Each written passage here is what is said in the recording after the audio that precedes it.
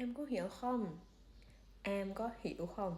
hay là em có hiểu không ประโยคนี้มีความหมายว่าน้องเข้าใจบอกของใครของแกบุ๋มน้องเกลมาคือจะกินเขาแล้วล่ะท้องหอมอ่ะประโยคนี้น่ะเนาะมีความหมายว่าน้องเข้าใจบางบอนบางเขตบางภาคอาจจะบอกว่า em có hiểu không หรือว่า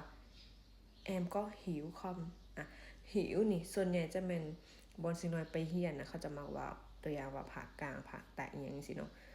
บางแคว้นก็ว่าเด้อแต่บางแคว้นเนาะก็ว่าว่าเหี่ยวที่จริงอ่านให้มันถือตามภาษากลางก็แม่นเหี่ยวที่หมายถึงเข้าใจ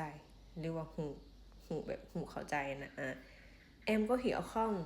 มีความหมายว่าเนาะเข้าใจบ่ถ้าอยากถามคนอื่นประโยคนี้เนาะตัวอย่างว่าchị có hiểu không em có hiểu không bạn có hiểu không ก็ได้ถ้าเป็นคำตอบเดเนาะตัวนี้มันเป็นประโยคโครงสร้างก็จำคำเนาะถ้าแปลเป็นภาษาลาวนะก็จะถูกตัดออกเนี่ยแต่คำว่าค่อมที่แปลว่าบ่เนาะในกรณีเป็นคำถามค่อมจะแปลว่าบ่ถ้าเป็นคำตอบก็แบบบ่ตัวอย่างเขาจะตอบว่าdạ em hiểu โดยน้องเข้าใจหรือว่า vâng em hiểu หรือว่ากรณีแบบปฏิเสธว่าบ่เข้าใจก็จะเป็น dạ không โดยบ่หรือว่า vâng không หรือว่าตอบแบบสั้นๆว่า không แต่ในกรณีนี้ก็เบิ่งสถานการณ์ว่าคนที่เฮาตอบน่ะ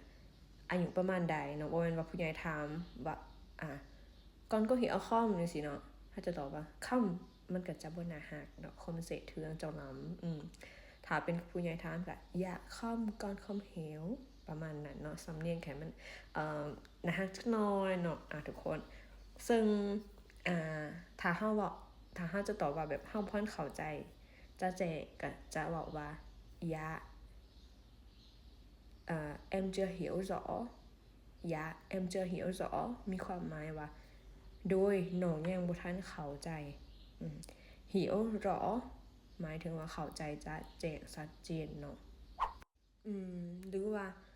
ให้ที่ว่ามีคำตอบอื่นที่แตกต่างกันเนาะอยากเอามาแชร์ก็คอมเมนต์อยู่หลุมคลิปนี้ได้เลยเนาะเราจะมาอ่านคอมเมนต์แล้วก็แชร์บทเรียนให้คนที่เข้ามาเบิ่งคลิปนี้เบิ่งเป็นตัวอย่างนำกันเพื่อไปเอาบ่แม่นเนาะใส่ส่วนเพื่อเอาไปนำใส่ในการล่มสนทนาตัวจริงกับหมู่เพื่อนเวียดนามต่อไปพอกันคลิปหน้าเด้อชินเจ้า